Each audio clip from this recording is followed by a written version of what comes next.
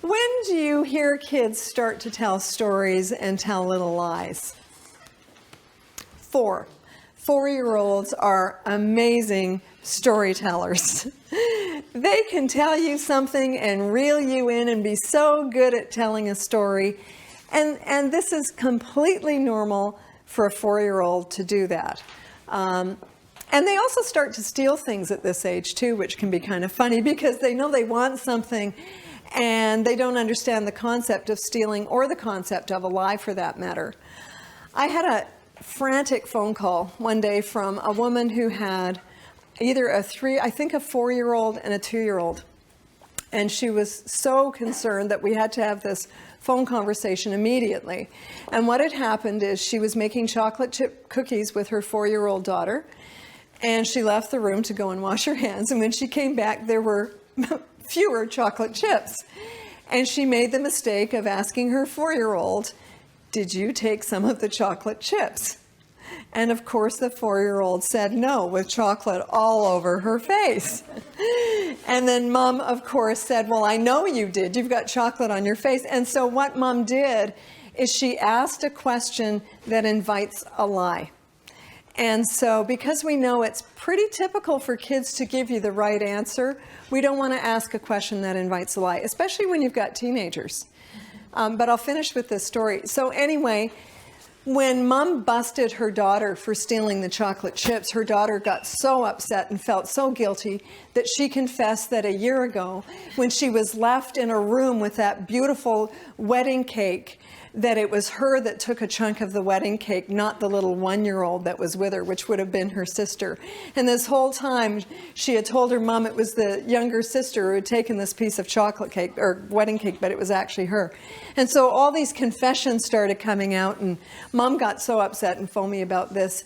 And, you know, I just had to reassure her that, no, you don't have to take your daughter down to the police station to let her know what happens to people who lie, and that this is pretty typical for kids to do. Now, kids who get stuck in lying are often kids who don't want to disappoint their parents, so they've gotten into that kind of obedience model where they want to please you, or kids who are afraid of being on the receiving end of punishment. And so it takes until approximately the age of 8 to be able to even understand the concept of a lie. And, you know, that's why we have the story of the boy who cried wolf, just to try to explain it.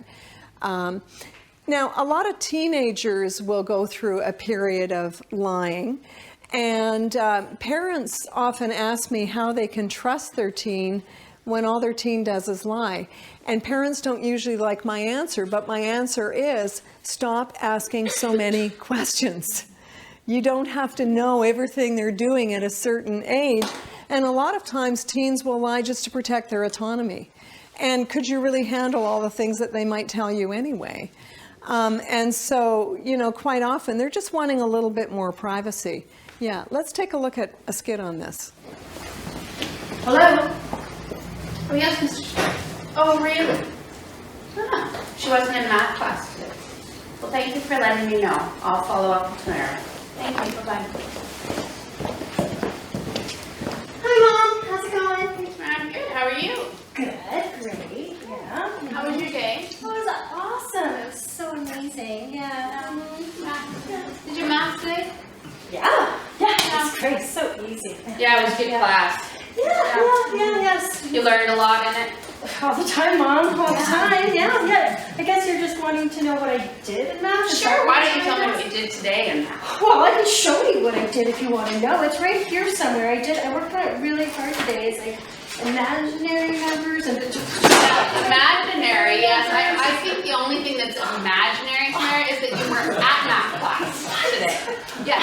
I think you're a liar. Mr. Smith has already called and said you were not in math. What? Oh, you're talking about math class. Now I hear you. I wasn't hearing you what you were saying. I didn't get it. The craziest thing happened in math class today. Right before I got there, I got bit from this huge spider. It was awful, Mom. Yeah. Mm-hmm. Sure. Come on.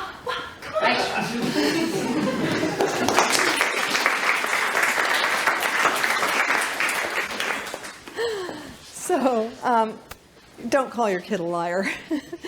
You don't want to paint them with that brush. Just make it easier for them to be honest with you.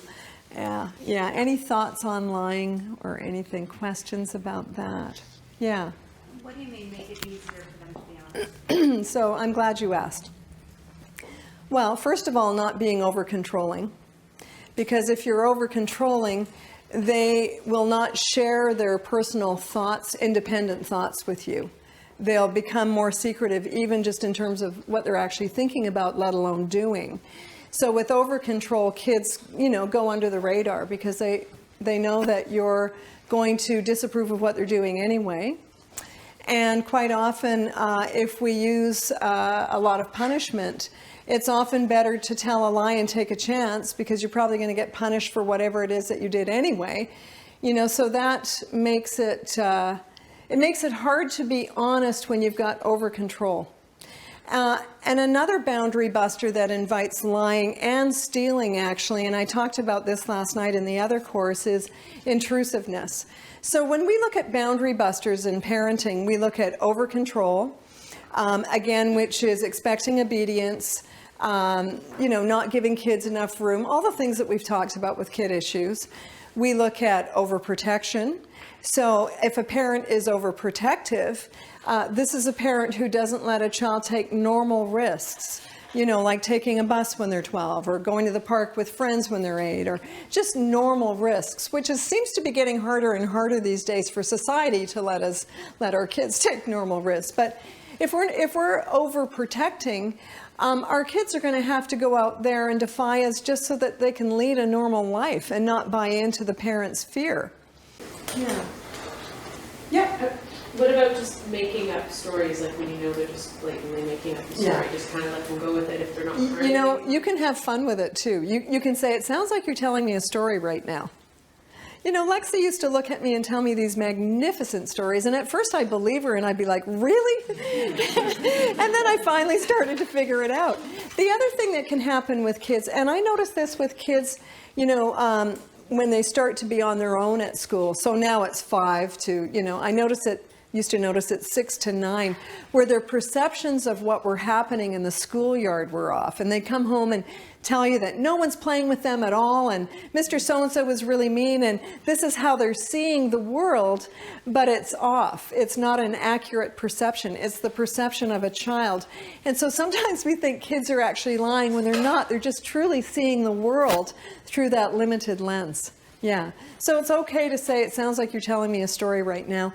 And as for the mom with the chocolate chips, all she really needed to do was say, I see you've eaten the chocolate chips. What Daintree did in the skit there was a form of entrapment. How was math today? She set her daughter up completely. And yeah, that's not a good idea.